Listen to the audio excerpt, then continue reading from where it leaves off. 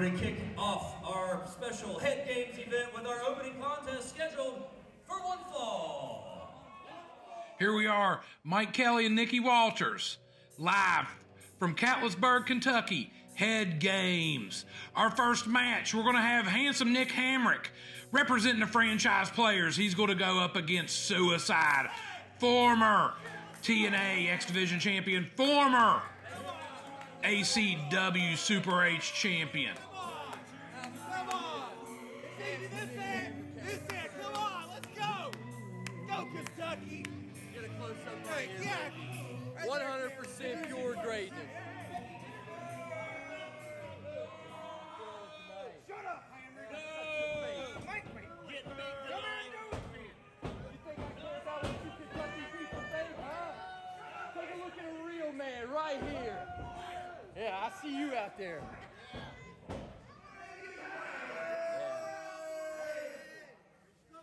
He's the man. Listen to the man. No, he's not. With 100% pure greatness in his veins. Hailing from Charlotte, North Carolina, coming in at 7 feet tall, 323 pounds. He is handsome Nick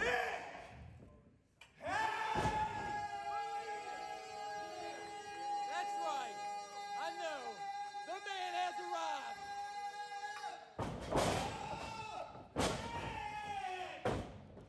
Dick Vickers is out of control, Nikki Walters. Let's hear it for him. Out of control. He definitely brings a little pizzazz to those announcements at the beginning of the match, that's for sure.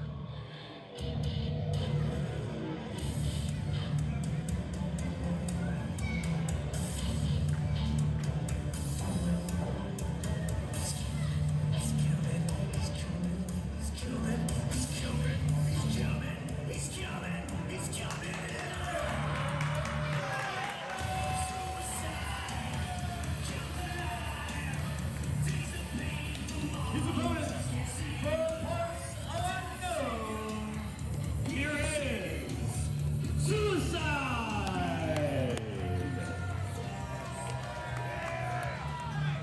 You don't know how to clap now and shake hands?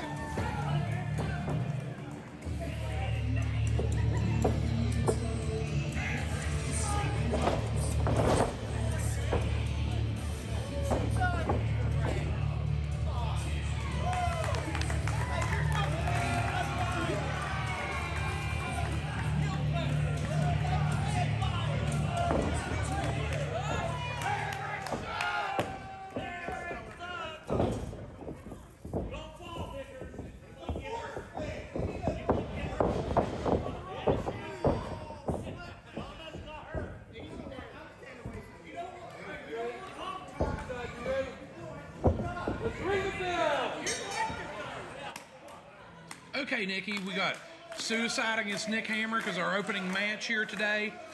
Head official, senior official James Lawrence doing the honors. So we're seeing classic Nick Hamrick here, talking a lot of game, but then when it comes down to it, maybe not wanting to square up with Suicide. Well, there's two ways of looking at that. One of them, which I've learned from watching them over time, these are mind games, manipulation. Nick Hamrick, is he really that scared of anybody? I doubt it. But he will do whatever it takes, whatever he has to do to get under his opponent's skin. But Suicide has been around the block a time or two.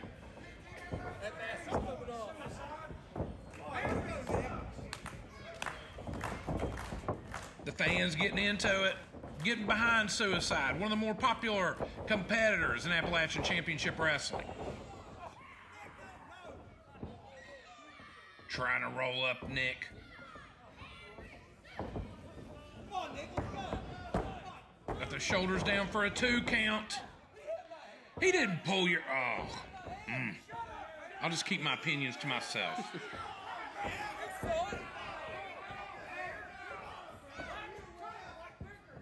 Nick Hamrick, as most of you guys know, aligned with the franchise players and with the franchise rules when they're defending the ACW tag titles, the Bluegrass tag titles, the ACW six-man titles. Nick Hamrick, a 3-time champion in ACW. I almost wonder if the franchise players have conferences or meetings before the matches to sort of train them on how to cause problems in these matches, how to get under the skin of their opponents. Oh, I'm sure, because they're studying under the learning tree of one of the dirtiest players ever in professional wrestling, the franchise Shane Douglas. But Nick Hamrick might have met his match here tonight. Oh, Suicide's no joke. His win-loss record in ACW, impeccable. As we talked about earlier, a former ACW Super H champion. He's had some banger matches in ACW. Big match against Bobby Beverly at last year's Putnam County Fair. Matches against Zayden Kane.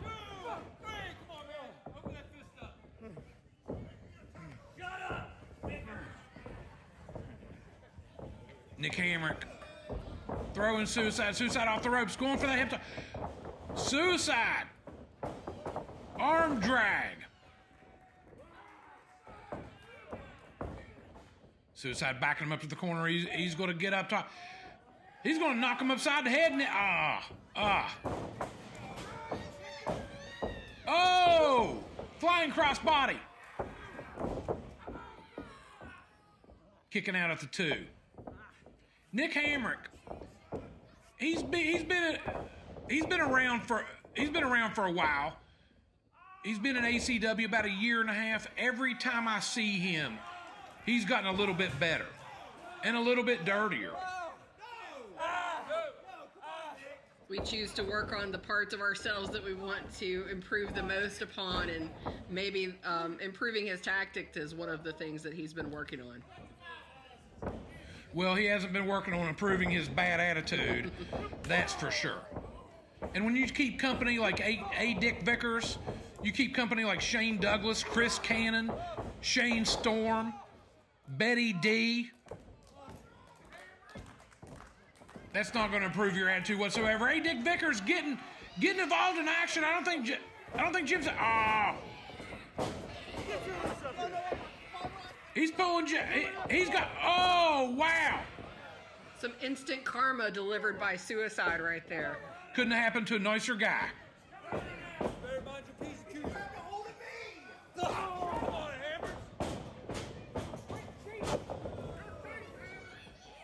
Okay, Nick gaining the advantage. A. Dick Vickers at ringside, with the distraction and the rule-breaking tactics. That's a big part of the overall strategy of Dick Vickers and the franchise players. The sad part is, I really feel that Nick Hamrick, he's good enough. He could be very successful without these kind of tactics. But he's looking for those bigger bookings, those bigger paydays, and he's willing to do whatever it takes to climb to the top of the heap. Oh, here comes Dick Vickers once again. And it's that kind of stuff. That I disagree with philosophically. Because how much can you value a win if it comes in a dirty way? Well, and I talked to Nick about this, and he feels like just as long as he's getting the winner's share of the purse, that's all that matters. Just as long as he's getting the W beside his name at the end of the night, that's all that matters to him. All this other stuff, in his mind, insignificant.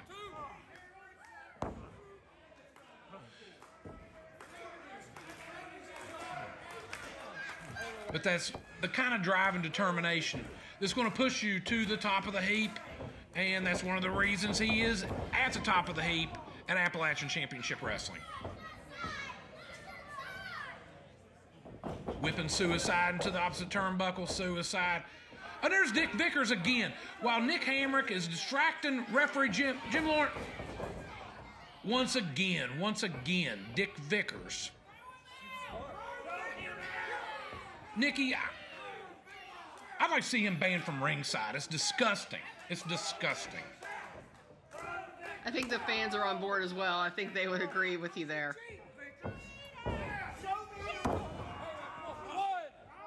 Stretching those arms of Suicide. That's kind of maneuver. That's not going to necessarily win you the match, but that's going to wear him down. And wear him down. A little bit of showboating there. A little bit of showboating. I don't think you could call it a little bit of showboating with him because he's all showboating all the time. Oh, wow. Okay, Suicide out of the way. Nick. He's dazed and confused. Trying it again. Suicide with a big boot to the chin. Going in again. Suicide out of the way. A somersault. A block. Oh, a slap upside the head. A chop. May have had a few teeth knocked loose there on that one. I'm not going to lie. That's what I like to see. Come on, Suicide. I know I'm supposed to be impartial here, so I apologize.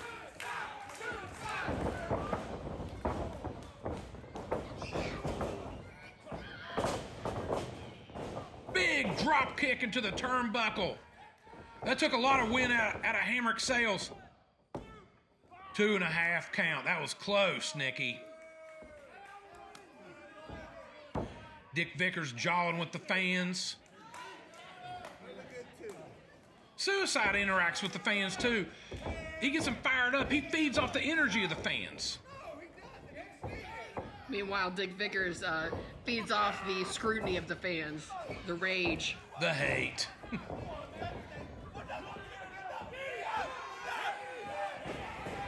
Dick Vickers, that's what you get, buddy. Suicide up behind. Blow. Is it Jim Lawrence, an excellent official? Probably, in my opinion, the best official in the state of West Virginia. But there's just one of him, and there's two of these guys. And they're not playing by the most basic, simple rules of the sport.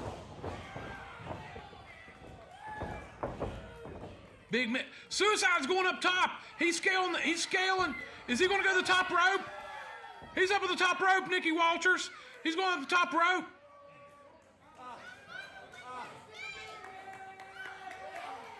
Wow. All that weight and all that on top of... Suicide with the 3 count. Big win for Suicide. Big win for Suicide.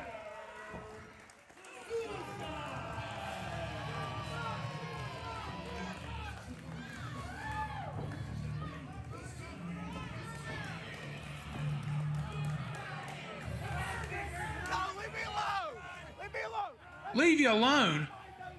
You want to start all that crap and then run for the hills? Sorry, I'm trying to stay impartial here. A sore loser, I think, is what we just saw right there. Right next to the dictionary for sore loser is what we just saw right there. Well, and then look at that. That's about how I feel about the whole thing, too. All right, Appalachian Championship Wrestling fans, this next match is going to be a 4-way scramble for the inaugural ACW Women's Championship. We've got the 4 hardest working, baddest competitors in ACW Women's Division.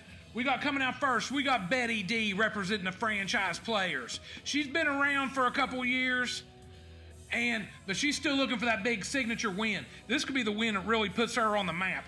We've got Reese Ramone representing FTC Wrestling. We've got Dani Moe, one of the best wrestlers, not just in women's wrestling, but in wrestling, in independent wrestling. Dani Moe, if she's on a card, I don't care. I don't care if it's Appalachian Champ. I'm going to buy a ticket to see that. She's one heck of a competitor. You don't never know what you're going to see with her. And then we got Nurse Mika, who's been making waves all over the country. She's been popping up in CZW. She's been popping up in All-Star Wrestling West Virginia, where she's currently the women's champion there. She's been all over the place. She's been fighting men, women, anything, all comers in Appalachian Championship Wrestling over the course of the last year and a half. And now we finally, we're going to put that women's title on the winner of this match. The winner of this match is going to be the inaugural Appalachian Championship Wrestling Women's Champion. And this is going to be a heck of a match, And one of the things that really struck me about when I saw the competitors in this match is how diverse they are, the diversity of the entrants in this match, people from different realms, different backgrounds, all coming together to vie for this title. The one thing they all have in common, there's some pretty bad characters. Some bad bees. You went there, I didn't. I think they take it as a compliment too.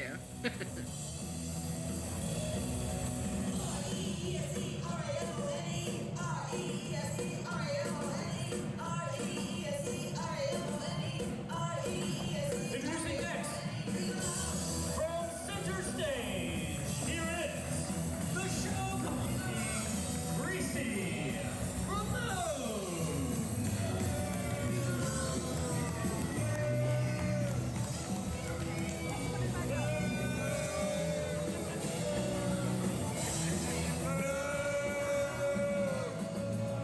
Do you hear that? You're gonna want to catch this. Back up.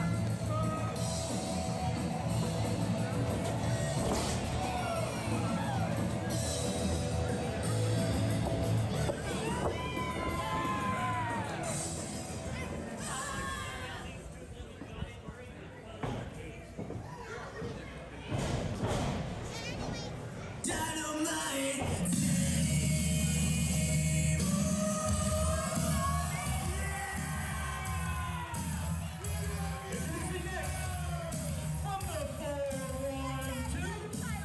she is one half of the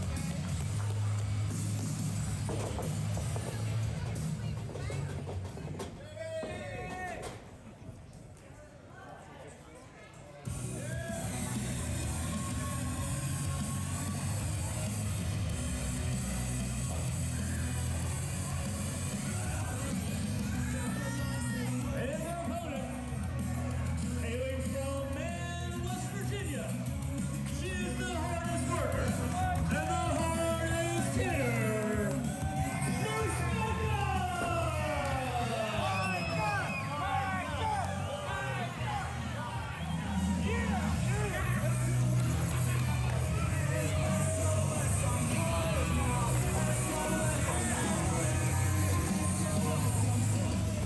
Mika soaking up the love of the ACW fans. Definitely a crowd favorite.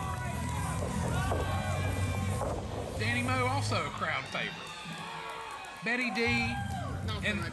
Reese Ramone, not so much. Yeah.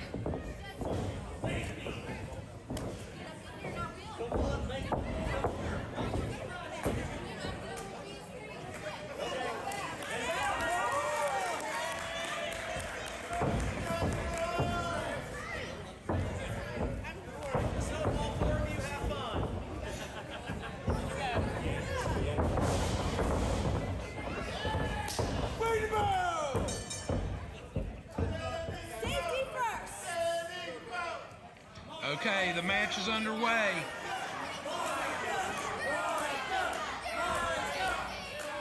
Crowd weighing in on their favorite early on.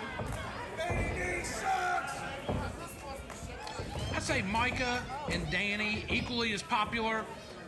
Reese and Betty D equally as hated.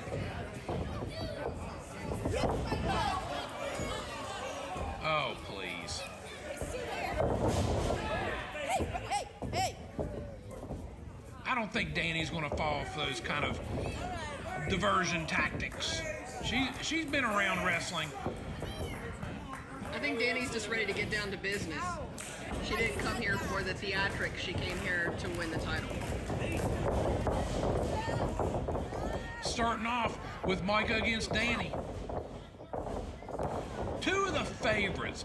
Although because of the experience factor, I'd say that Dani is the overall favorite in this match.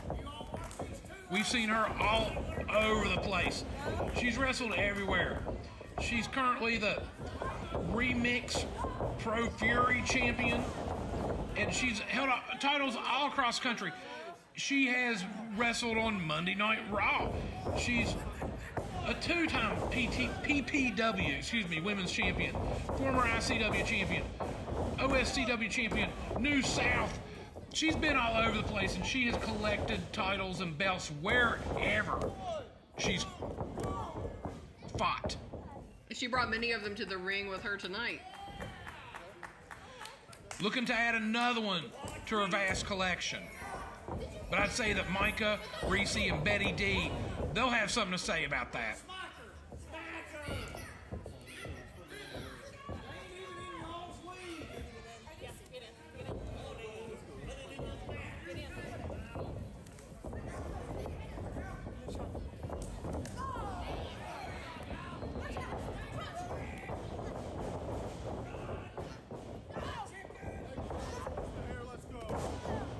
Reese, that looked like a handful of hair. Another handful of hair.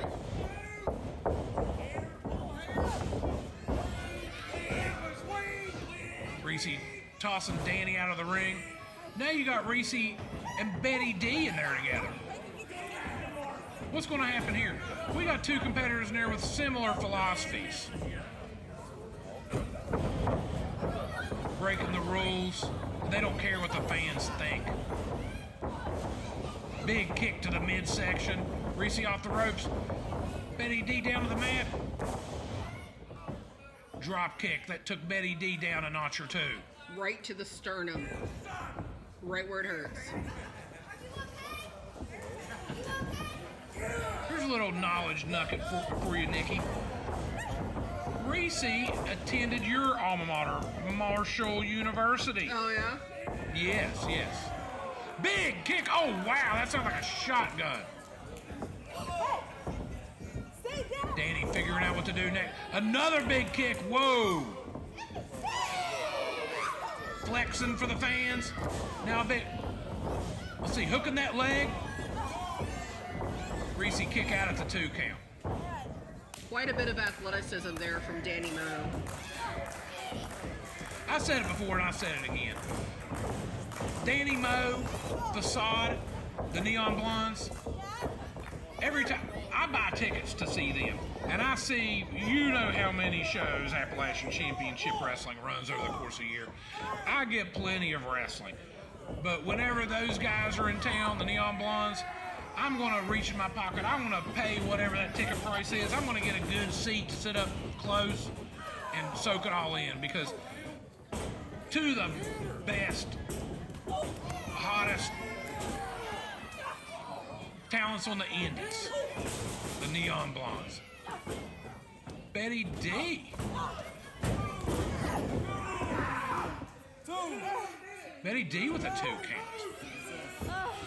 I'd have to say, due to the experience factor, Betty D, not a favorite in this match. The underdog. The definite underdog. But where she's been running with a certain crowd, I think that some of that stuff, is definitely, she's picking up, some of these rule-breaking tactics. Betty D doesn't care what it takes. Betty D will do whatever to get the win. And some would argue, if you've never had a belt around your waist, that's the time that you're really going to fight the hardest to get there. Nurse Mika. Wow, that shook the ring. That shook the camera. That blasted her upside the head. Throwing her down in the middle of the ring. She's looking to go for that pin. Oh, but Betty D, she's been around long. But a veteran move. She got the heck out of dodge. That maneuver from Mika took a lot of the wind out of Betty D's sails. Now we got Reese Ramone squaring off against Mika, blasting her into the turnbuckle. Big knee. Another big knee to the midsection. Raking her face against the ropes. Now choking her against the ropes. You take that oxygen out of the equation, you know that's going to take a lot of gas out of your tank. The nurse in the ring is the one losing the oxygen, so who's going to do anything about it? Mika valiantly fighting back against Reese. But Reese wrapping that leg around the ropes. You cut off the circulation, you hurt that leg, you take away Mika's mobility.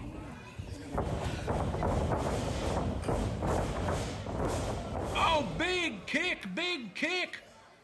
I think she's going in, she's going for that cover.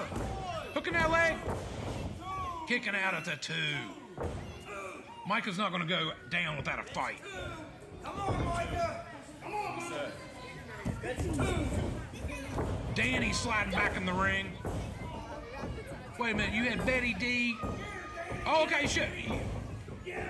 Get her, Dani, get her.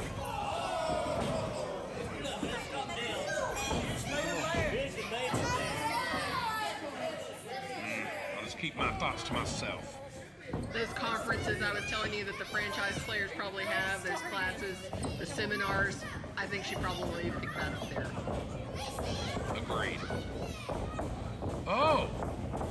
Betty D sneaking up behind Reese, but didn't get the full effect of that blow. Dani at ringside, getting her bearings back. I think she got her bell rung a little bit when Betty slammed her head against that corner post. Reese working on Betty D. Missing with that chop. Now we got Betty D with some knees to the midsection.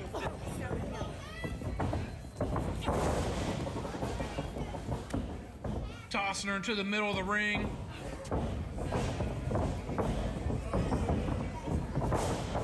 Oh, chin breaker.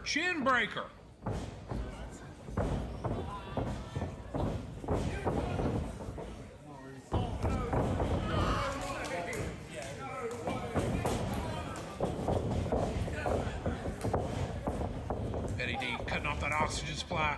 But Reese, what's she doing? Looks like she's going for a suplex, Nikki. Betty D hunkering down, trying to, oh, small package. Reese kicking out at the 2.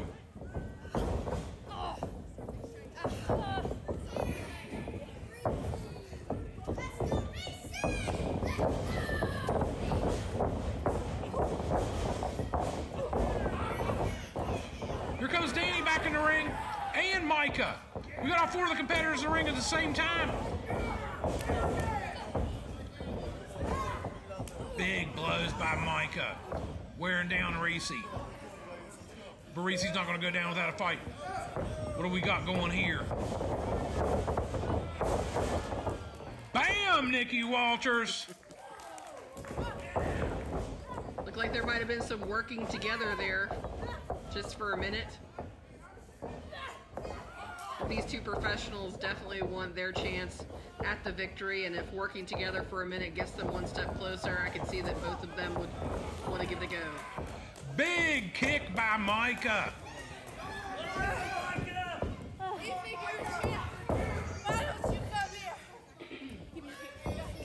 Reese inviting Mika to come in. Missing that kick right upside the jaw. I think that rung her bell.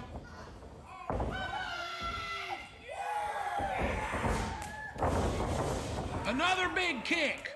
Wow, I could almost feel that impact from here.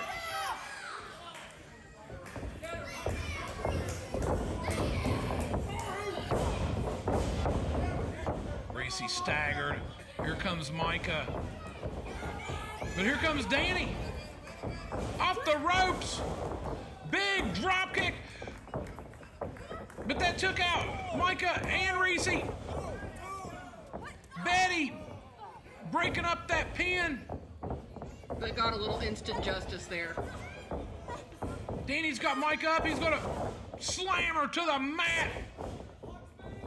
Hooking that leg. We might have a new champ. Betty D. I think that would have been it. That would have been it. Dani Moe would have been the ACW Women's Champion if Betty D hadn't have broke up that pin. Dani going on some big kicks. Picking her up. What's she? Oh, dropped her right on her face. Hooking that leg. We got an inaugural champ. But Reese Ramone pulling out. Referee Wesley. This isn't an elimination. This is sudden death.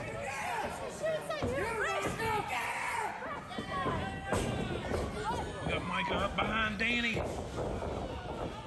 Big belly to back suplex. Amazing impact. Dani rolls out of the ring. Now we got Mika and Betty D in there. Mika, she looks almost like a lion, a lioness, stalking her prey. Underneath that clothesline, big kick.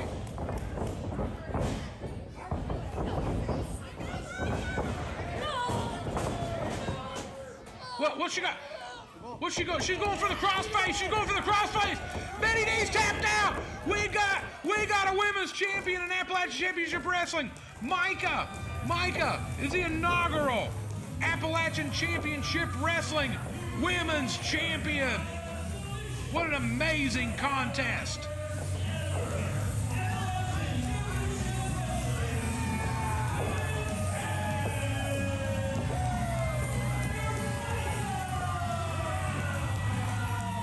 An amazing match with 4 amazing women's competitors.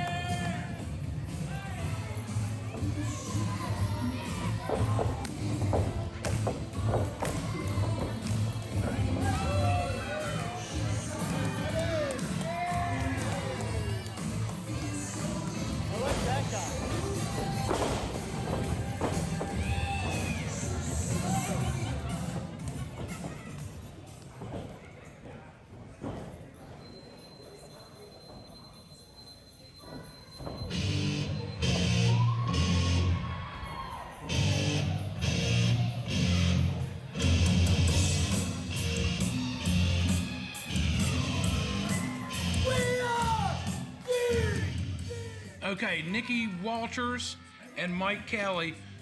We're here in Ashland, Kentucky, Catlettsburg, Kentucky. And our next match, we've got two of the fan favorite tag teams in Appalachian Championship Wrestling going up against each other. The winner of this match is going to get a shot at the ACW and Bluegrass tag team titles against the franchise players tomorrow. And that's tomorrow. Now, we know this.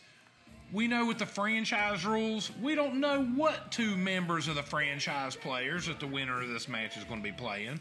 It could be Shane Douglas and Chris Cannon. It could be Nick Hamrick and Shane Storm. It could be Shane Storm and Shane Douglas. That is the advantage that the franchise players have with this franchise rules arrangement that their lawyer, that I will not name in fear of litigation against Appalachian Championship Wrestling, he's a very shrewd guy, and the contract wording, the franchise players, Shane Douglas, a very shrewd guy, their lawyer, a very shrewd guy. Look at Bruce. Look at Bruce. I'll keep my comments to myself, but, you know, Bruce, I think he moonlights as a pro wrestler from his other job, and that's about as far as I'm going to get into that. But this should be an amazing, amazing matchup. Two of the fan favorites, so I'd expect to see some sportsmanship in this match. We're going to see who the better team is between DDTrash and the Philly Marino Experience.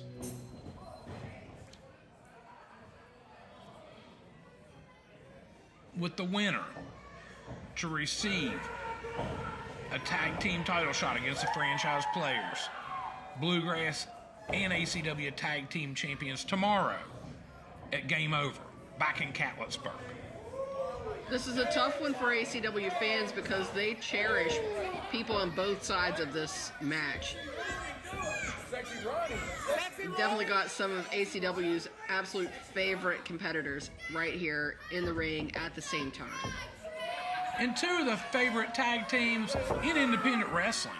We've seen both these teams all over the country. DDTrash, former Appalachian Championship Wrestling Tag Team Champions, All-Star Wrestling West Virginia, multi-time tag champs. Their accolades too many to mention. And the Philly Marino Experience, they've been all over the country and won gold wherever they've went to. Multi-time Absolute Championship Wrestling Tag Team Champions. They go all over the place. New York, St. Louis, everywhere. Here, there, and everywhere in between. I know it's hard for me to pick a favorite, Nikki. Who you rooting for? I couldn't say. I appreciate both teams for different reasons.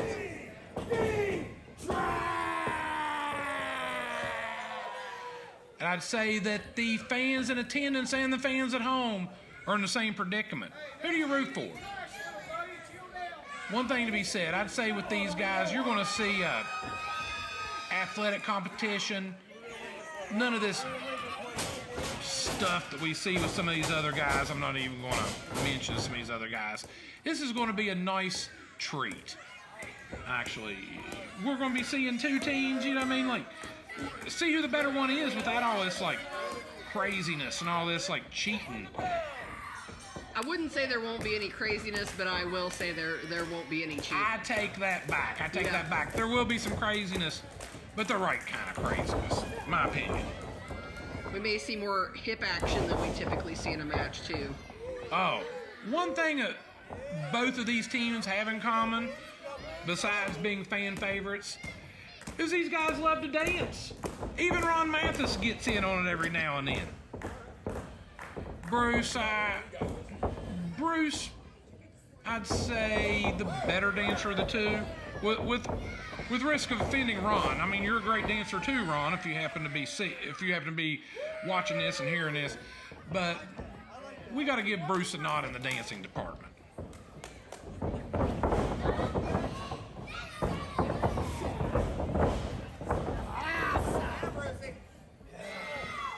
Starting off, Bruce twisting that arm of Marino Tenaglia.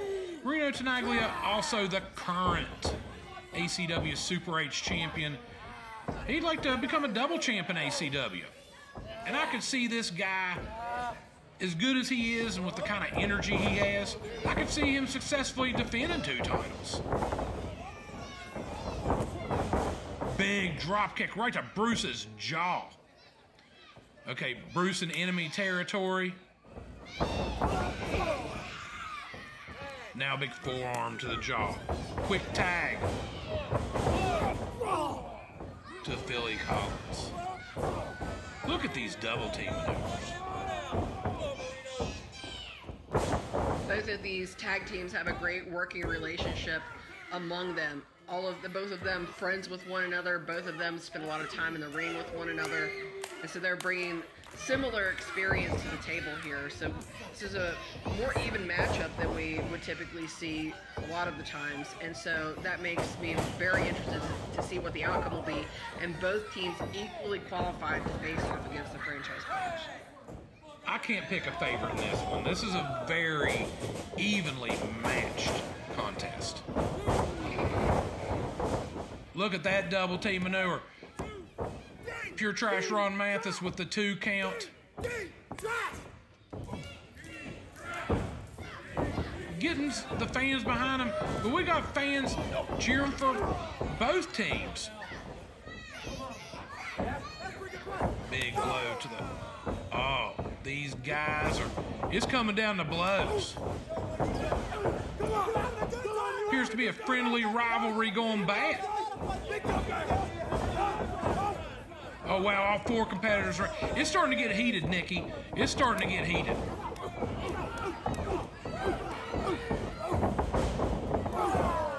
Senior official, James Lawrence. He's looking to call it right down the middle. You got Philly Marino experience outside the ring. Oh, they're pulling DDTrash out. Philly slamming Mathis's head against the... Oh, look at that amazing athleticism from Marino Tenaglia. High-fiving the fans of Catlettsburg. High-fiving his partner. What do they got? Now they're double teaming on Bruce. But Bruce seen it coming. He bashed their heads together. Double noggin knocker. Mathis in the ring. Is Mathis going to go airborne?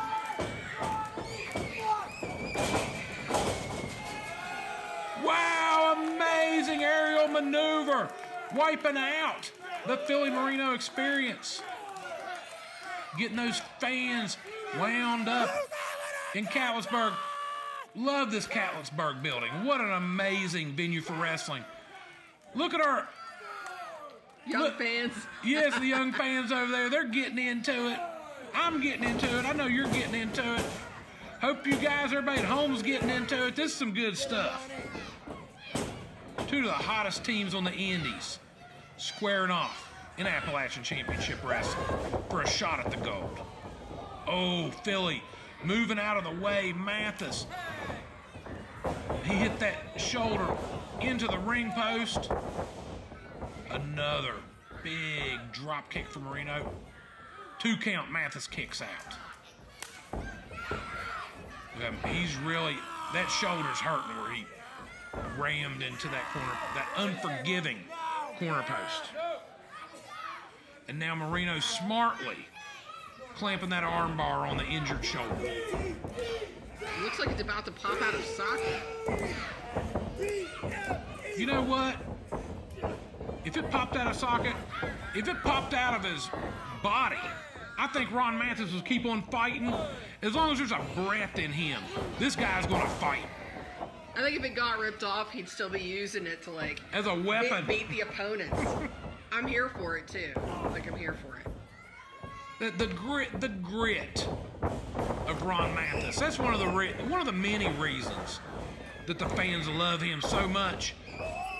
Sunset flip! Sunset flip! Oh, 2 count. That was close. Oh, Philly Collins with that tackle aimed at that injured shoulder of Mathis. Both Both these teams have been around. Lots of experience on both sides. Really, like I said before, this was too close to call. Go either way. Bruce getting the fans fired up. I don't know that some of these young fans can really be more fired up than they are currently. Well, give them another Mountain Dew and let's find out.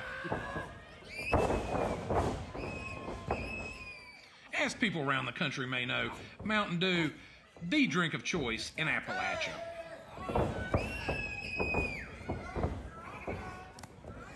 My doctor made me switch to Diet Mountain Dew, but that's another story for another day. Just like on Talladega Nights, all jacked up on Mountain Dew. Oh, Ron Mathis. Ron Mathis, he might be all jacked up on Mountain Dew. Big swinging neck breaker. Bruce getting the fans rallied. Here comes Mathis, big tag, Bruce in the ring.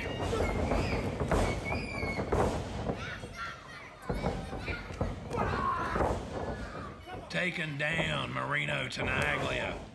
Big kick to Philly Collins, another big kick. Bruce has got kung fu skills, Nikki.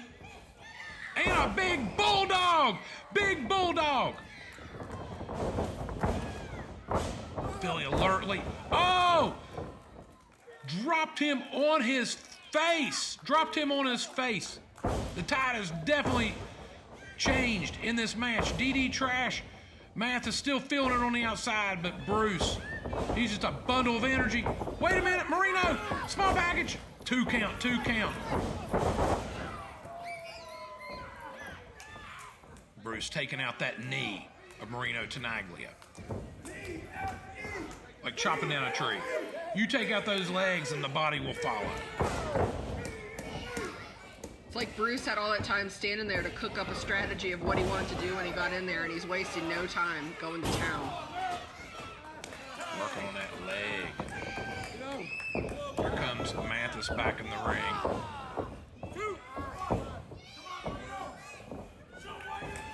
You tell that shoulder's still bothering him, Ron. Dropping an elbow against that, across that injured leg. 2 can play that game.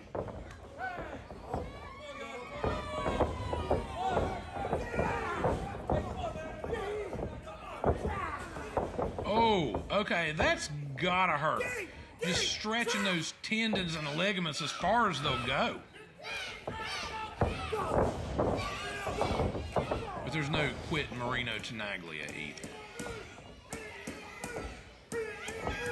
Bruce is staying on him. Bruce taking Marino down. Spinning toe hold. Spinning toe hold. Taking a page out of the Terry Funk book.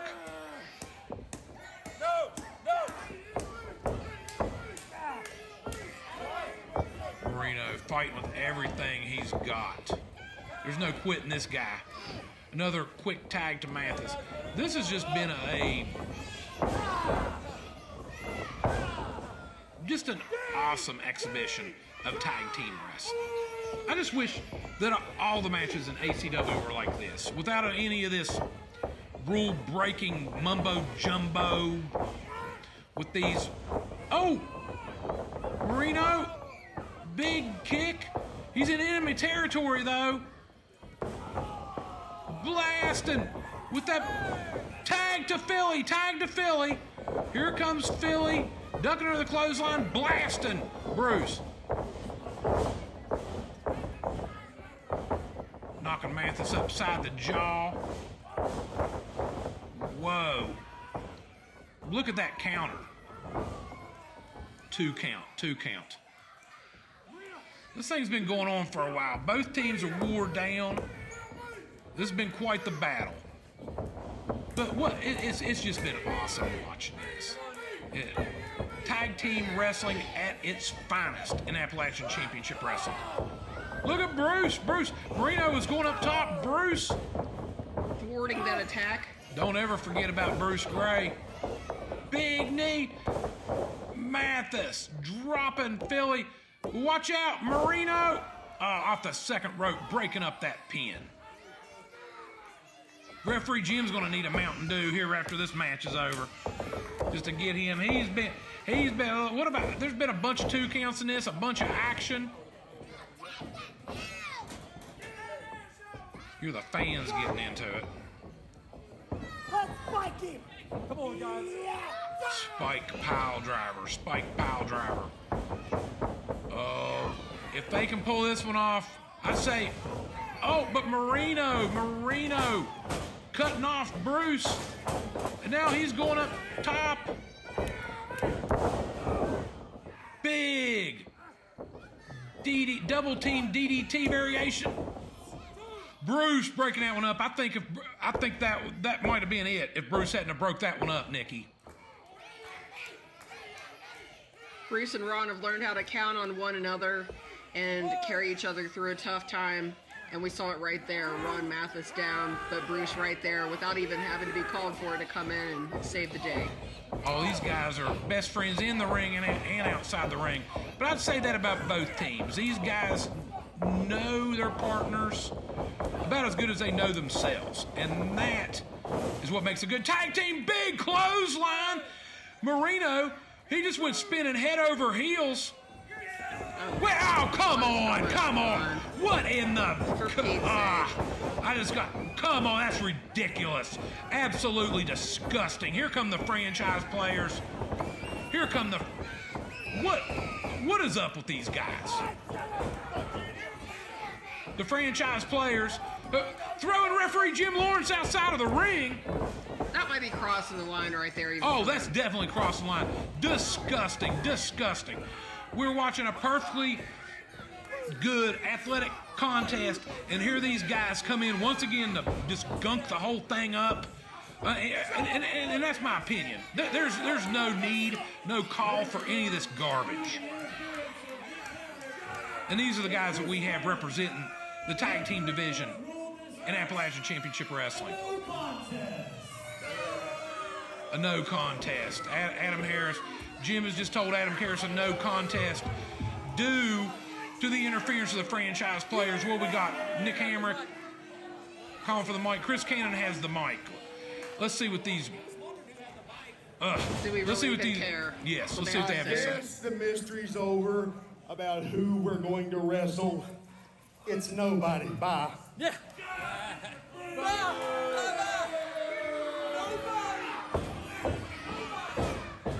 Dirtbags.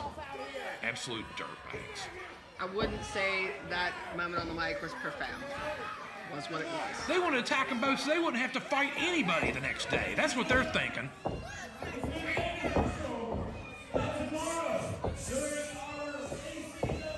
Wait a minute.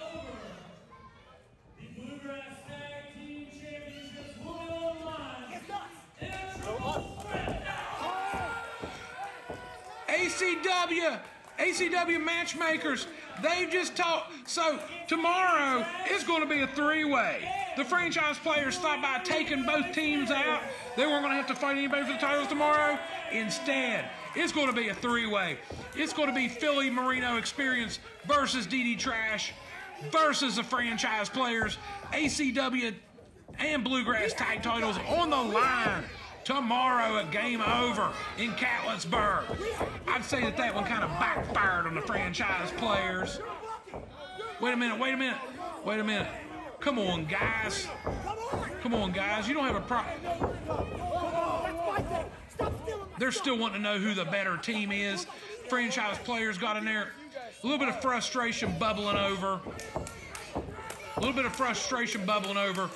We'll see how this affects the matchup tomorrow.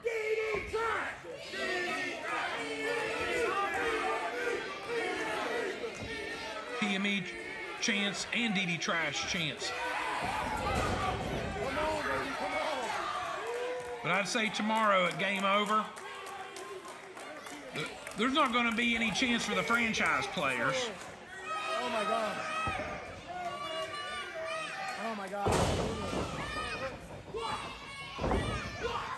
I just love when one of these teams take those belts off franchise players. Just see an end to all this garbage. Absolutely. What's going on here? I see hips moving.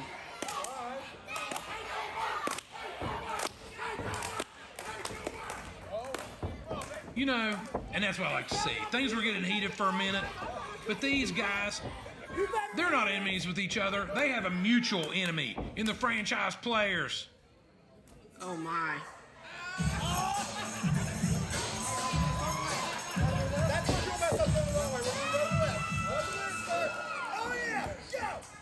Has this turned into a different show?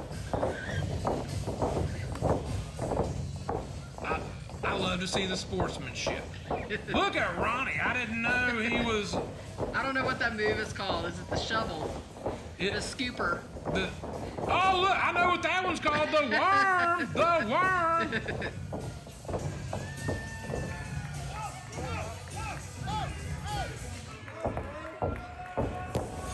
We'll see you guys tomorrow.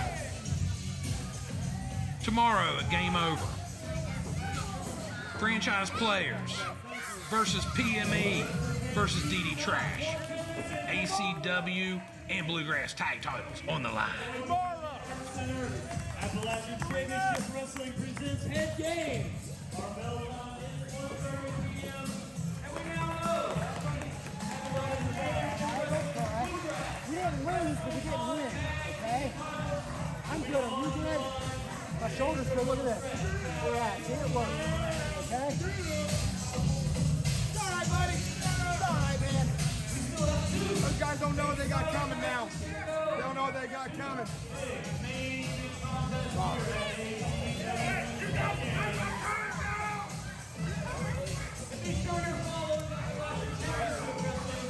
You can find us on Facebook. Just look up Appalachian Championship Wrestling. And our Instagram handle is @ACW WB. On Instagram and Facebook. And for lots more wrestling. I didn't throw it. You were too early. There's plenty of content and lots more. That side is so much cooler. DTF.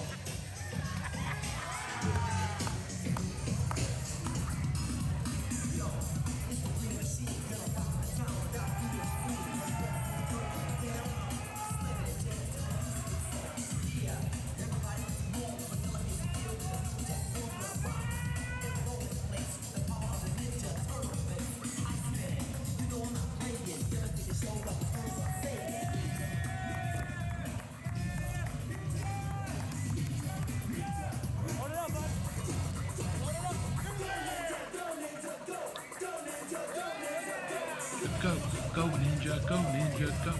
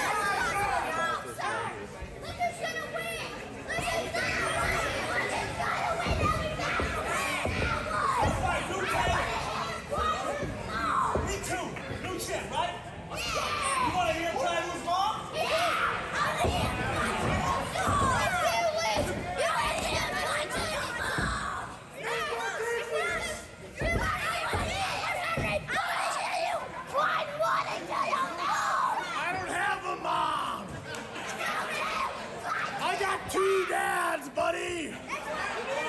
What do you know about that? Huh? Huh? Huh?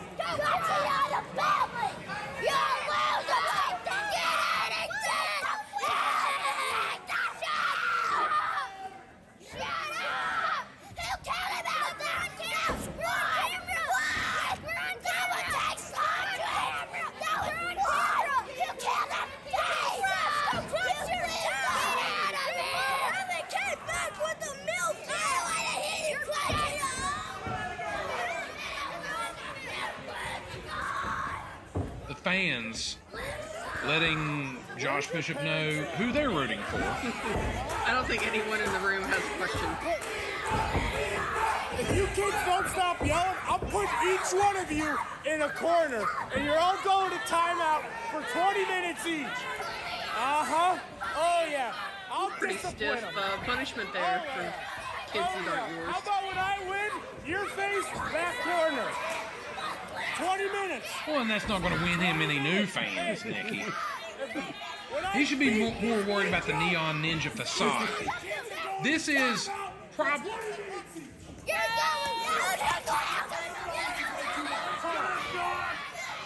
Excuse me. This is probably not just the most intimidating challenger in Josh Bishop's interim title reign, but probably the toughest competitor in his history in Appalachian Championship Wrestling, the Neon Ninja Facade, who's been everywhere, all over the country, all over the world. He's wrestled in Japan, he's wrestled in India, he's wrestled all over the United States and collected belts and accolades wherever he has competed. And we got that big match coming up April 12th. Interim champ Josh Bishop against heavyweight champion Bobby Beverly. Beverly's going to be good to compete April 12th. And it's going to be against whoever has the interim title. That very well might be Facade. I'd say the odds makers, if they're not favoring Facade, it's 50-50. This one's a hard one to pick. 2, 3. Neon Ninja with the edge in the experience department. Oh, but Josh Bishop, he's just a big old strong dude with a bad attitude.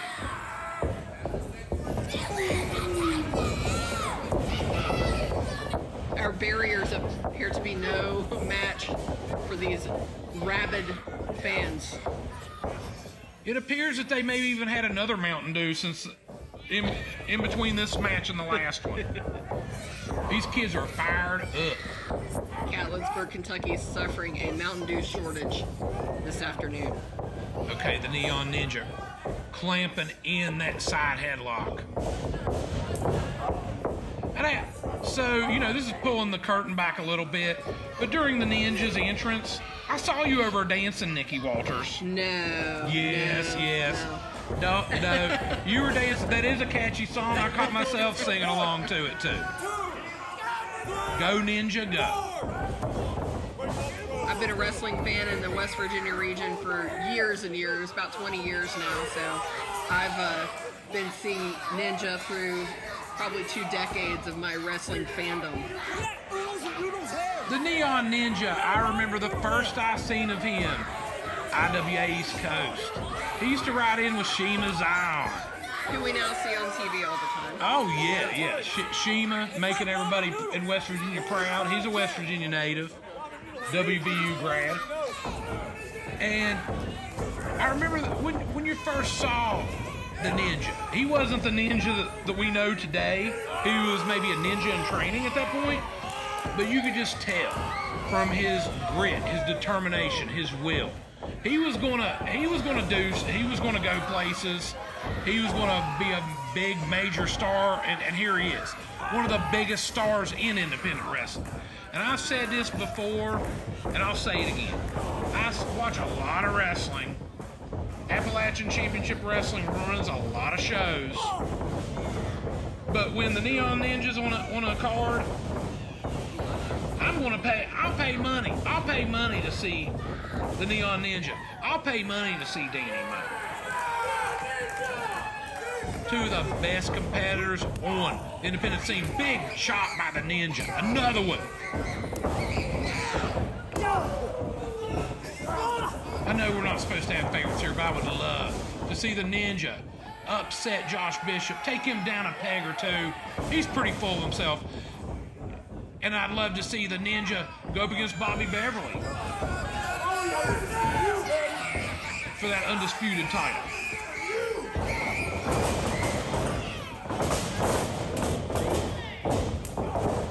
Oh, big kick. Get on him, Ninja. I think Josh Bishop was a little unprepared for the Ninja's ninjing. He's used to the brutality, but not to the more tricky antics. Let's keep him in the ring. Let's go. Bishop.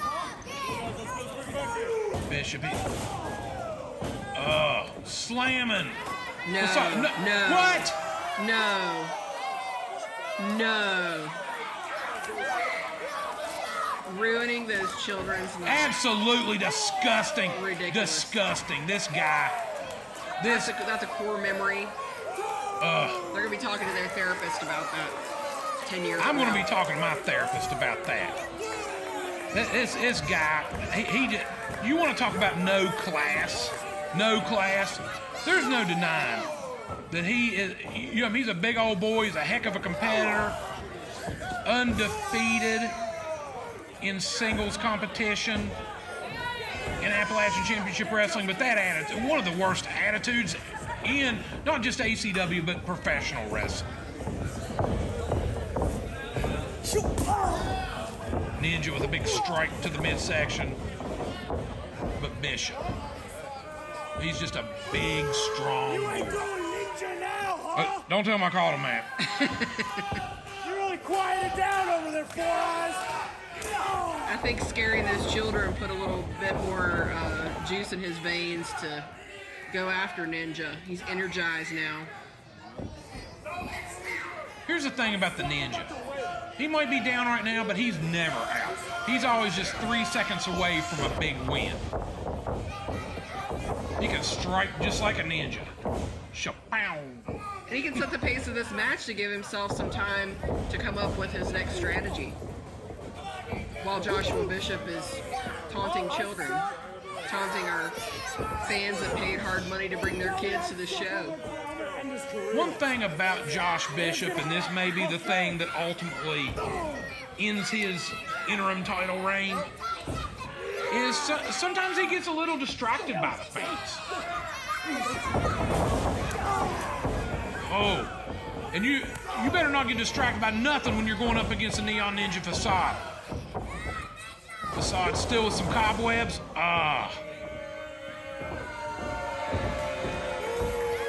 Bathing in the booze of the fans here in Catlettsburg. He loves to be hated. He loves it. There's something wrong with him. Speaking of therapists, Someone who needs one. I'd throw in 5. You got 5. Josh Bishop needs to go see a therapist.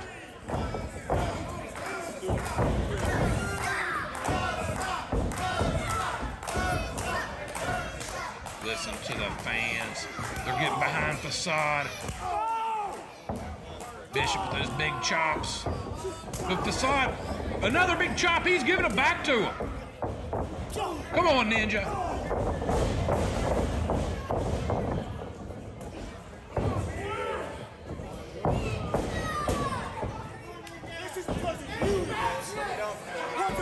Now don't put this on the children. Don't put this on the children. This is all you, Josh, he's got Facade up on the ropes. Okay, Facade with some strikes. Look at that agility. A big elbow. Facade, he's clearing them cobwebs. He's getting back a big kick right to the mouth of Josh Bishop. A big clothesline. Didn't take him down, but... Oh, another big clothesline. Didn't take him down, but that's taking some wind out of his sails. Some chops, a kick. Another kick to the midsection. Look at that speed and agility. Ducking under that clothesline, ducking under that clothesline off the ropes. Oh, big flip. 2 count, that about got him. Like I said, like everybody knows, Facade at any point, only 3 seconds away from that W. Oh, off the ropes again, big kick. I think I about took his head off. Okay, there goes Josh Bishop. He's rolling outside the ring. But you know what? There's no safe place in the building when you're going up against Facade. Over the top rope! Oh! Look at them. Listen to them fans. Look at the fans eating it up. I'm smelling a new champ tonight. Facade skill on the ropes. His home away from home. Up on the top rope, flying through the air. It's almost effortless for Facade. So you got big kick right to the throat of Bishop. Bishop's down. We might have a new champ. Just a 2 count. Just a 2 count. One thing about Josh Bishop, terrible attitude, not a good person. But he's a strong, tough hombre. And Facade able to do things off that top rope that most of us couldn't do on flat ground. Oh, he is an aerial artist. Big kick. One thing about Facade, he incorporates all kinds of different techniques into... Wait a minute. Oh, the raw brute strength of Bishop. Slinging him through the air. This guy's jacked. Big splash into the corner. Facade. Oh, no, not one. Exit 187. Not exit 187. No. Come on, Facade. Come on. Oh, he slid out of there. Ducking underneath. Big kick to the midsection. Kick him to the legs. Off the ropes. Oh, black hole slam. Oh, I've seen that put away many competitors. Facade kicking out of 2. That black hole slam. I've seen that put away many competitors in Appalachian Championship Wrestling. The crowd getting behind Ninja.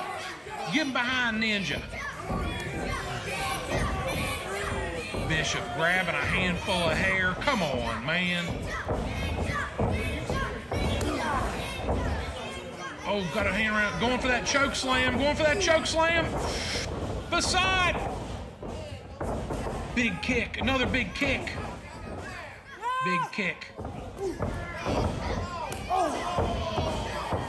Bishop blocked one. Then he got one from the other foot. Facade ambidextrous. Did I say that right, Nikki? Big kick. Now he's taking him up to the second rope. What does Facade have in mind here? He's scaling the ropes with him. Oh no, but he's still feeling the effects of all these dirty, underhanded, rule-breaking tactics that Josh Bishop employs. Bishop up on the second rope. What's the Ninja got? Oh, big palm strike. Come on, Ninja. What's he got in mind? He's scaling the ropes up to the second rope, up to the top rope. What's he got? Hurricane Rana off the top rope. Come on, Ninja. I know I'm not supposed to play favorites here, but Josh Bishop, he's not a good person. He's not my favorite person. I want to see him.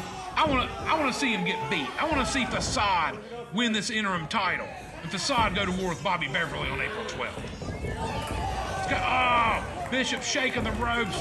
Facade crotched on the top. What's he got? No, Bishop's got him up in that exit 187. He's got him up in the exit 187. No. Come on, Facade. Oh, no. Exit 187. No survivors. Exit 187. The Neon Ninja, he put up a valiant fight. Now, Gaming Con fans, it is time for our main event to be contested for the Appalachian Championship Wrestling Bluegrass Wrestling Con Heavyweight Championship.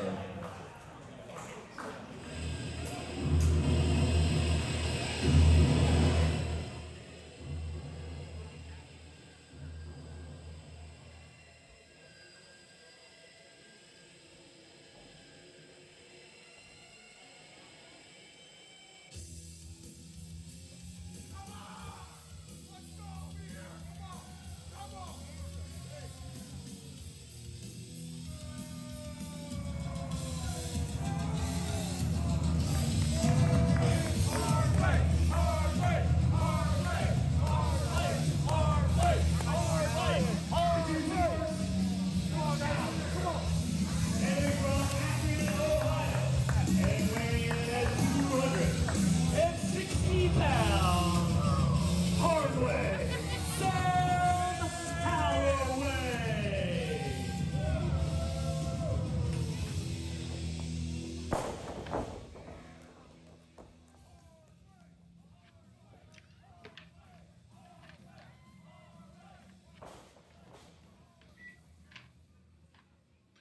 All right, Mike Kelly and Nikki Walters. It has been an exciting show tonight. And we got a massive main event. We've got Bluegrass Wrestling Con heavyweight champion Caleb Konley. He's defending against the monster Hardway Holloway. Hardway Holloway, he's nasty. He's a big old nasty guy. You don't want to make him mad. But Caleb Konley, one of the dirtiest players in the game, Bluegrass heavyweight champion, he didn't get that belt from being nice. He got that belt from being a mean, nasty hombre. And he's going to do whatever he can to keep that thing. We're just going to have to sit back, get a popcorn, get a swig of moonshine. Get to get some Mountain Dew. Get to get some Mountain Dew, see who the better man is. Better man's going to walk out tonight with the Bluegrass title. Don't you touch me, you little COVID hand. You're looking at the champ right. Those young fans have a lot of pent-up frustration from our previous match, and looks like Caleb Konley is the one that's going to be the recipient of it. A worthy recipient. That's the best wrestler in all of Kentucky, all of West Virginia. I don't know by what gauge, sir. That's not me. Turn that shit around. No way.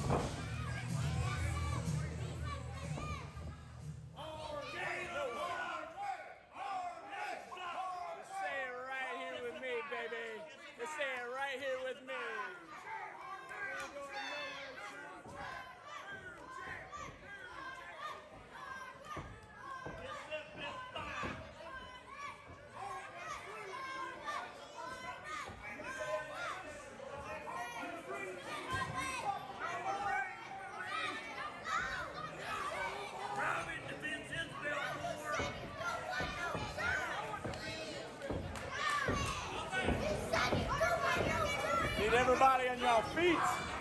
Hey, nerds, pay attention to me. Get up. Ready, Hardway? Let's ring the bell. Okay, there's the bell. Senior official James Lawrence in there for this important matchup in Appalachian Championship Wrestling. The Bluegrass champion, the Bluegrass Con champion, Caleb Konley, making his first defense against the monster, Hardway Holloway. Hardway Holloway, he ain't been in the business. He ain't been wrestling for 2 years, but he's making waves all over the wrestling world. He's very memorable. If you take a look at him, he's very tall, he has a presence about him, and he knows what he's doing in the ring. He's a natural. He is a natural athlete. And another thing about Hardway Holloway, one of the nicest guys you're ever going to meet. He wants to play by the rules. But, you know, but he's got a temper. And if you get him fired up, he's not a nice person when he's fired up. You know, just try to stay on his good side. That's what I try to do with people with that demeanor. And I have always definitely tried to stay on Holloway's good side. One thing I can say about him, he's very composed in the ring, especially right now. He's not nervous. He's not jittery. Even though there's so much on the line in this match, he's very composed and setting the tone and the pace of things. Like somebody that's been doing it a lot longer than he has. Yeah, Holloway, he's got the mentality, he's got the physical makeup of a champion. I expect big things to happen with him. You start thinking he's been doing this for not even 2 years. I'd say, you know, give him a couple more years, you're going to be seeing him in some pretty high profile spots in the professional wrestling industry. And you might be seeing him in a high profile spot on the next ACW card defending the Bluegrass title if he can get one over on Caleb Konley. But Caleb Konley, he's not the biggest, but he might be one of the craftiest. He might be the dirtiest. Dastardly. Dastardly. That is a word. Yes, that word fits Caleb perfect. Dastard. But he's got all the fundamentals down too. Cranking down that arm. Caleb, definitely with the experience factor, but then look at the raw power and athleticism of Hardway Holloway. You'd have to think that Caleb is going to go at Hardway Holloway maybe with different strategies than he would with someone more his own size. Caleb's been there and done that. He's fought people bigger than him, smaller than him, the same size as him, and more often than not, he ends up winning. But it remains to be seen if that'll be the case this night, as Holloway with a big shoulder tackle. That's like running to a brick wall when you're running to somebody like Hardway Holloway. Big leapfrog. But then look at the agility of Holloway. Caleb off the ropes. Another big leapfrog. Big boot to the head. About took Caleb's head off. Good grief, ladies and gentlemen. Caleb probably outside the ring checking to see if his jaw's still connected to his head. Counting his teeth, calling his dentist.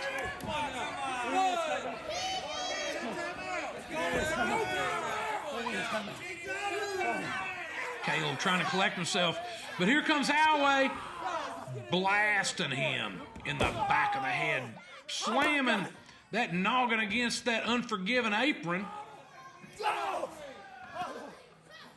Hardway Holloway, he can wrestle with the best of them and he can brawl with the best of them. This guy's a full package. Caleb missed that chop. Oh, blasted that hand against the corner post. Holloway high-fiving, fist bumping some fans.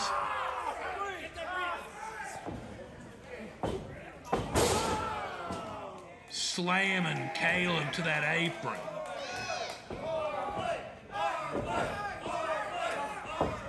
Fans get behind Holloway. He's turned into one of the crowd favorites in Appalachian Championship Wrestling in record time. Oh, but then Caleb, a veteran maneuver. Throwing Holloway outside the ring. Holloway, he blasted his shoulder on the ring post on the way out, but it looks like he might have got that knee on the landing too.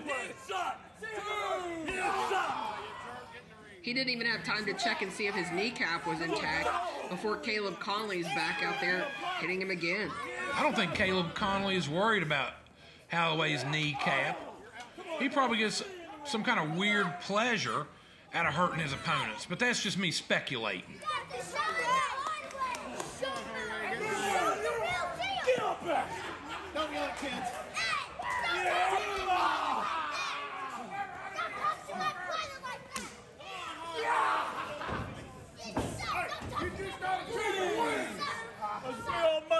having much on you now. Yep. Four. Come on, guys. Get in here now. You suck. Oh, big chop.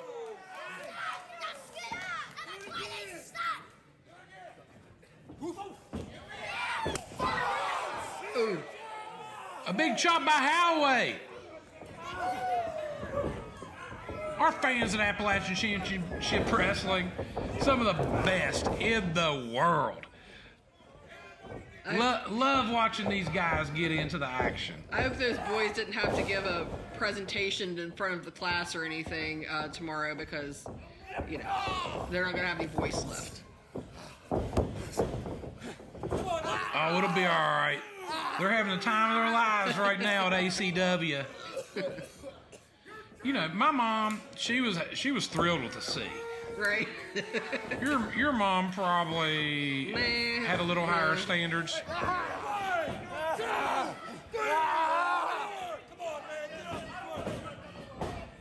Caleb, he's trying to intimidate referee James Lawrence. I don't think James. He's not going to get intimidated. Oh, look at Caleb with those dastardly tactics. I'm sure I could get my thesaurus out and come up with some other ones. Oh, I think that one suits him just fine. Yeah, I think that's perfect for him. Side Russian leg sweep. Hooking the leg. Holloway kicking out at the 2. Holloway kicking out at the 2. Holloway checking to make sure all of his appendages are still working. Caleb, the veteran, working on that arm. Cranking down on it. He says he's going to rip it off. Rubbing that face to the mat. That's just an intimidation tactic. Disrespectful. Listen to those Hardway chants. Fans solidly behind Holloway as he rallies back off the ropes. Caleb, he's got that experience.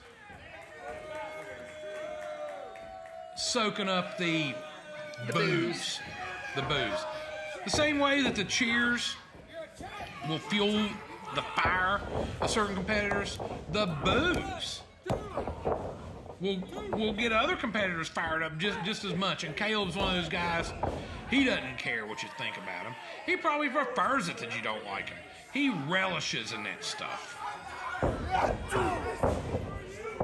Holloway blasting with a big forearm to the jaw. Caleb with a kick. Caleb off the ropes. Oh, driving that head with a like mini Hurricane Rana variation, driving that head of Holloway down to the mat, jamming that neck.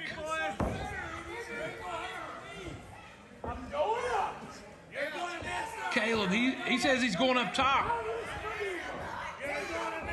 That might put him eye level with Hardway Holloway. We'll see. Hardway Holloway, he's tall. Yeah. He's tall. And he's young. This guy's just, we're just seeing the tip of the iceberg of the potential of this guy. Caleb, off the second rope. Holloway, try to get that boot. Caleb, though, going for that elbow. Holloway rolls out of another one. Caleb with a chop, he's got him, whipping him into the corner. Holloway with a drop kick. To see that kind of speed, see that kind of agility from such a big guy, it's amazing. This guy is amazing. Both competitors down. Referee James Lawrence counting them out. If he gets to a 10, it'll be a double count out. And at that point, Caleb retains the title. Caleb's spending a lot of his energy getting frustrated right now, while Holloway is strategizing what he's going to do next to win this match. Big clothesline, big clothesline. Another big clothesline. A third. I think you've given the Beast time to rest up. Wow, look at the agility. And now Hardway's going up top, Nikki. Hardway's going up top, a big, huge clothesline. A big, huge clothesline. Caleb, he's hurt. He's hurt. Who wouldn't be with him flying at you from the top rope? We about had to take the roof off this building just to make room for this match. Oh, a choke slam variation. Oh, Caleb barely kicks out. We about had a new Bluegrass Con heavyweight champion. New champ coming. Uh-oh. Let's go. Uh-oh. Holloway's digging deep. He's got something to prove. Taking them straps down. He means business. This might be the beginning of the end for Caleb. He's got him big. Oh, going for that choke slam. Oh, Caleb with a chop. Oh, with a big spinning DDT. Hooking that leg. Holloway kicking out of the 2. Caleb. Howdy pants. Maybe letting his frustrations get the best of him. Not a good thing to be doing when you're going up against somebody with the raw size, athleticism, and all the variables that Holloway has. And like I said earlier, the composure. He just keeps his composure even under duress like this. Even while getting punched in the head, he keeps his composure. Look at him, he's a beast. After taking all that, he's still going up, throwing him off the... Caleb ducks over the clothesline, going for the crossbody. Holloway catches him. Oh, no. Referee James, he got caught. Friendly fire. Oh, hit Jim in the head. Jim's feeling it. I think Jim's seeing... Choke slam! Holloway hooking the leg. 1, 2, 3, 4. Come on, Jim, wake up. There's no official to count it. We woulda, shoulda had a new Bluegrass heavyweight champion. Come on, Jim. Okay. We got Holloway's getting... Okay. Jim seems like he's knocking the cobwebs loose out of that head. Come on, ref. Okay, wait a minute. Caleb's got that belt, Nikki. Big boot. Look at that leg. I've seen him finish off a bunch of people with that one. We're going to have a new Bluegrass champ. Wait a minute. What happened? Instead of the 3 count, Jim, he called for the bell. Wait a minute. Holloway, he thinks he won it. Do we have a new champ? What happened? There's a little bit of confusion here in Catlettsburg at the Boyd Convention Center. I think Jim's been knocked silly. Wait a minute. Jim's got that belt. He's giving it back to Hardway. He thought that Hardway hit Caleb with the belt. Oh, come on. That's a miscarriage of justice right there. I think we're going to have to get security in here. Hold the fans back. Referee Jim, he's doing the best he can, but he just got knocked upside the head. He's clearing the cobwebs. Hardway, Holloway, he's pleading his case. But I think it's all for nothing. The official's already made his decision. Caleb Konley, he wins by disqualification. And still the Bluegrass champion, Caleb Konley. Hardway, Holloway, he'll live to fight another day. And I'd like to see them do this one back. That was an amazing match, just marred by an unfortunate finish. Nikki had a blast at Catlettsburg. Been a fun one. Yeah, been a fun one. We'll be back tomorrow for Game Over. Thanks everybody for tuning in. Love you guys. We'll talk to y'all soon.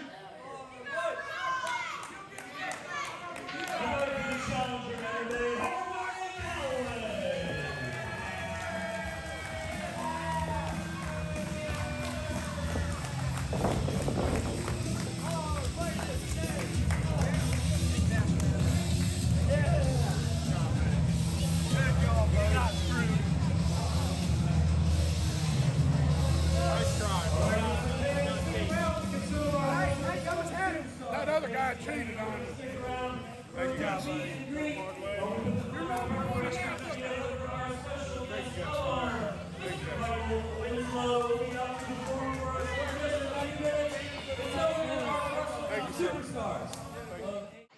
We are outside of the Boyd Community Center. The snow's coming down, but Caleb Konley is still celebrating. You see this?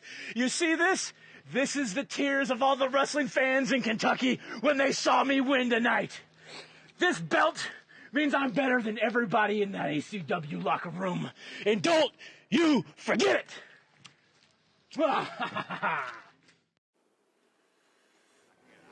Hello, ACW fans. We are back here with a bonus match from Buffalo Wild Wings to get everyone in the spirit and ready for the season.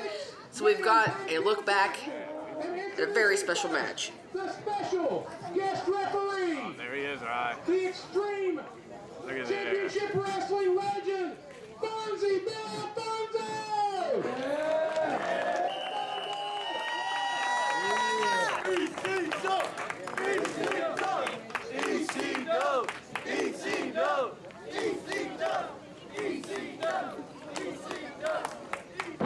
And introducing next, the franchise player of Shane Douglas and Chris Cannon, hailing from Pittsburgh,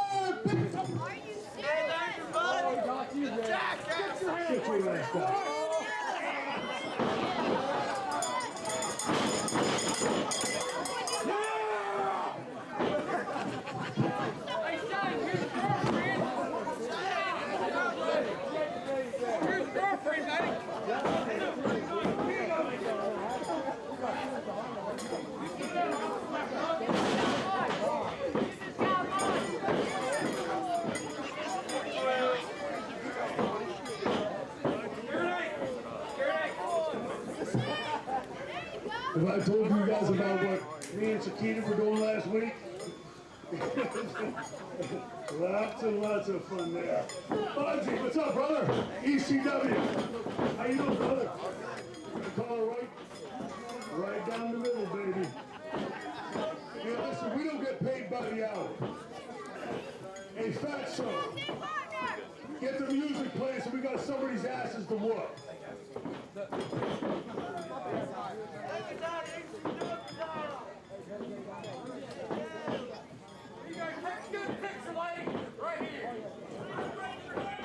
And introducing the opponents, Team Pitbull, the Extreme Legend Pitbull Gary Wolf, Huff Manley, and Bruce Gray. Team Pitbull!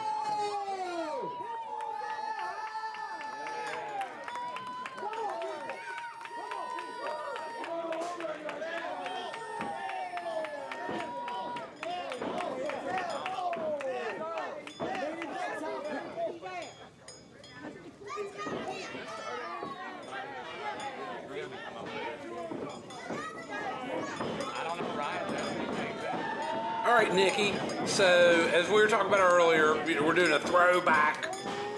This match is from Extreme Impact 2022, which took place on August 25th, 2022. It was at the Cross Lanes Buffalo Wild Wings. And this was a pretty stacked show. We had Kevin Sullivan was there. Shane Douglas was there, the Pitbull, Gary Wolf, ECW legends were all there. And there was another ECW legend. If you haven't seen this match, we'll kind of hold off on announcing that one. But stick around till the end. There'll be something that you guys are going to really like. There's a reason why this was one of our favorites that we wanted to showcase, and that's just because the fun continues all the way through. So don't miss a minute of it. And the reason we're showcasing this stuff, we've just announced our Buffalo Wild Wings 2024 season. Let's go through those dates again. June 6th, Charleston, West Virginia BDUBS. June 20th, Mount Hope, West Virginia BDUBS. June 27th, Cross Lanes, West Virginia BDUBS. July 11th, back in Charleston, West Virginia. July 25th, Mount Hope, West Virginia. And then August 1st, wrapping it up in Cross Lanes, West Virginia. So plenty. These are all free shows. And you can bring the whole family. You know, if you want to eat, obviously there's some great food there. They'll even serve you out beside the ring. Like, you don't even have to go in the restaurant. They will serve you. You will get your wings like right there on your lap, sitting right beside the ring. It doesn't get much better than that. But you know, if that's on the budget, you can still bring your chairs and sit there with the family and watch a good show for free. Yes, extremely limited seating. Bring your own chairs. If you agree that we need a T-shirt that says "Bring Your Own Chairs" that we sell exclusively at BDUBS shows, tell us in the comments, because that has been discussed. But yeah, so I want another little BDUBS hack, if you will. Thursdays are buy one, get one free boneless wing night. So you can go enjoy Night of Wrestling and have dinner for a very, very affordable price. You can feed the whole family. Back when I used to run the camera, I'm running the camera on this show. Back when I used to run the camera, like that was my reward, sort of like a dog doing their tricks for the company that comes over. Like I got rewarded with BOGO wings. So. Nikki Walters, the animal lover. My reward for a long, sweaty time ringside with the camera is BOGO wings. Well, and let's keep for the fans at home. The only guys sweating are the people in the ring and the people outside the ring running around. The breeze going on and stuff, you know what I mean? Right. Yes. Super relaxing. Unless you're Michelle Myers and up out of your seat the whole time, she might be the exception. Well, I think Michelle probably was running around as much as me and you were. Right. This is the man's league, boy! Shanghai Pierce Jr. So we got Huff Manley in the ring, former ACW heavyweight champions, former ACW Super H champion, former ACW International champion. He's in the ring. He's coming back here. As of when we're recording this, he has not returned to the ring yet, but he's going to be getting back in the ring very soon. And we're hoping to do some stuff with Huff this year too. He's a definite fan favorite. Little yeet chant, copyrighted by Huff Manley. If you know, you know. Right. So we got Huff Manley against Shanghai Pierce Jr. here. Now, Bill Alfonso is the referee for this match, ECW legend Bill Alfonso. And he's been known to do some shady dealings in the past, but him and the owner, Chris Hughes, they're pretty tight, so I'd expect this one to be called right down the middle, unlike most other matches that Bill Alfonso may officiate. Huff with a big headlock on Shanghai. Yeah, so Team Pitbull of Pitbull, Gary Wolf, Huff Manley, and Bruce Gray squaring off the franchise with the franchise players of Shane Douglas, Chris Cannon, and Shanghai Pierce Jr. Oh, two count. I'll tell you what, Bill Alfonso is he's just a special treat. One of the nicest guys you're ever going to meet. If you ever get a chance to do a meet and greet or just say hi to Bill Alfonso, by all means. He's like one of those guys, he loves the wrestling fans. He loves pro wrestling, he loves the wrestling fans, and his enthusiasm is contagious. If you ever get a chance to say hi, he's just the big smile you get from this guy, you know, daddy, you know, you'll get a daddy from him, you know, and a hug, like. So my first memory of him, meeting him, it was during the pandemic, and we were attending a Game Changer Wrestling GCW show in Indianapolis at the park, and we went to the after party, and that is where I met him for the first time. Yes, I was there too. I totally remember that. That was that may not have been the first time I met him, but he did not remember me. Right. And so it was I'd say he didn't remember you the second time. I'd say he didn't remember you the time we met him either.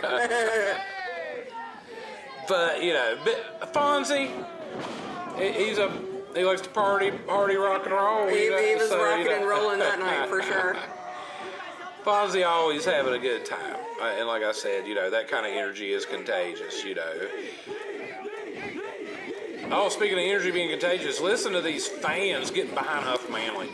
One of the all-time favorites in Appalachian Championship Wrestling. It's been a long time since we heard a Yeet chant because he's been out with an injury. Yeah, can't wait to hear that again. Can't wait to see Huff Manley in an ACW ring again. And there's Riddick doing what he does. Yeah. Interfering. Breaking the rules. No wonder he gets along with these guys.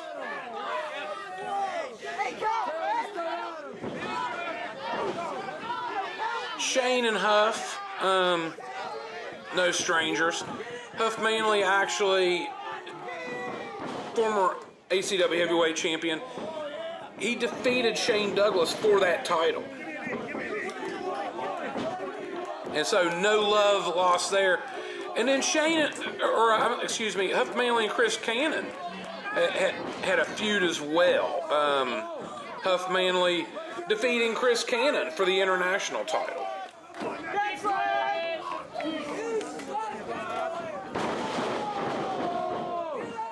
Little ACW history for you guys out there. I'm a bit of a wrestling nerd.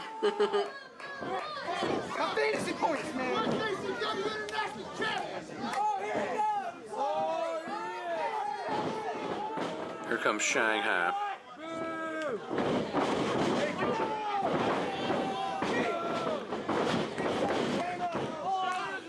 That guy looks vaguely familiar, but I just cannot, for the life of me, place it. Yeah, I don't know.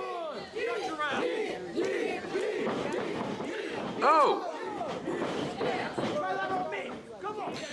Gary Wolf interjecting. Gary Wolf and Shane Douglas, most wrestling fans know about the legendary feud but in Extreme Championship Wrestling between those guys. I feel like there's been a lot of feuds involving Shane Douglas. Oh, well, when you go out there showing your rear end like he has over the years, you're going to make some enemies.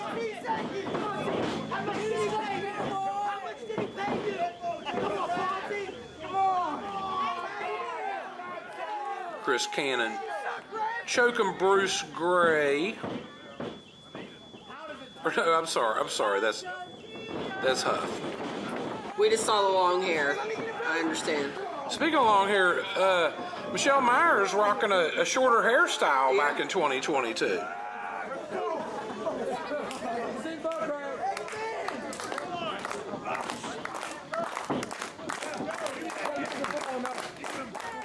Crowds rallying behind Huff.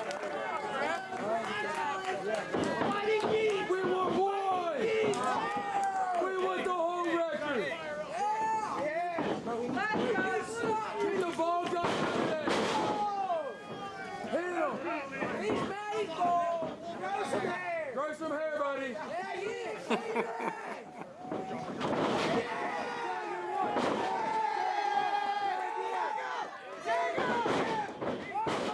Oh, Huff with a sunset flip. Cannon having none of it. We almost hate to commentate over some of this because the fans are so amazing at these BDUBS shows. We just really love the organic commentary that comes from the chairs ringside. Oh, love it when the fans get engaged like that. That means that they're enjoying themselves and having a good time.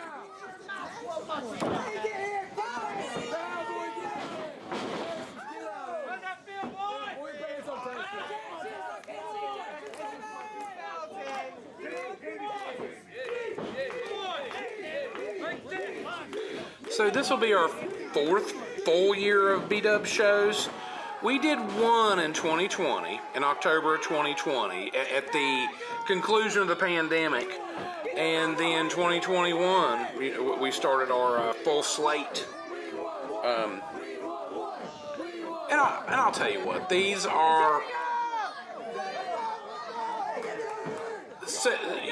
they're fun to work on. I mean, they're so much fun to attend, I'm sure, but like, the competitors actually look forward to these shows.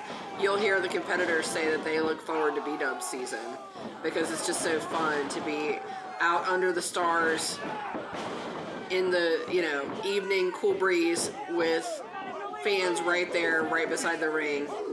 And it's just a whole nother vibe. And it's kind of like a camaraderie that you build attending all of these. You get, everybody sits the same place all the time. You know, you get to recognize people's faces. And people really look forward to these week to week. You don't want to miss them. One of the things that I've enjoyed watching, big hot tag to Bruce. One of the things I've enjoyed is like, you have the fans that go exclusively to Cross Lanes. You have the fans that go exclusively to Mount Hope. But then you see it you started to see it bleed over a good bit. Whoa, okay. Big win by Team Pitbull. I was sitting there running my mouth and missed it. Well, but as usual, the franchise players, not the best in the way of sportsmanship. I remember those guys. Oh, they get wound up. Love seeing those guys at these shows. They may get a little more wound here in a minute, if I remember correctly. Oh, I'm trying to remember what happened here, Nikki. Let's see. Just a helpful hint, do not hit forward. Oh, stay here. Oh, look, Chris Cannon with the scissors. He doesn't like being called Mr. Clinton. No, you wouldn't. What's that? No, I think you know what that is, Nikki. And I think everybody at home knows what this is. Maybe what I'll do at this point, for once in my life, I'm just going to keep my mouth shut. Zip it. We'll see you at the BDUBS shows, and thanks for tuning in. We'll catch you guys on the next show. See you later.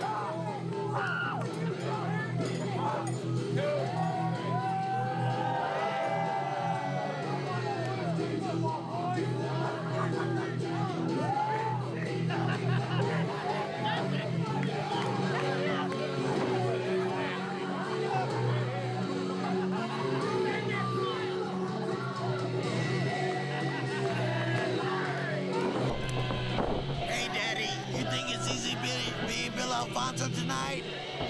It is, when Sandman's in town.